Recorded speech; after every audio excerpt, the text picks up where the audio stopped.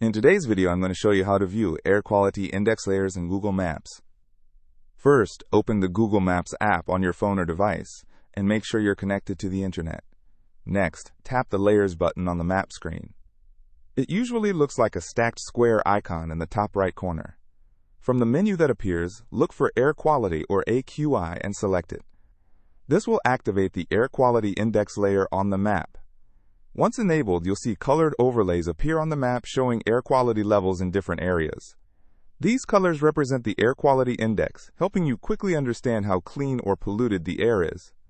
Green usually indicates good air quality, while yellow, orange, and red show increasing levels of pollution.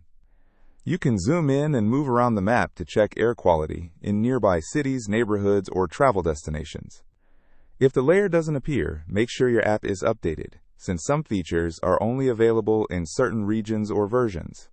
And that's it. You now know how to view air quality index layers in Google Maps.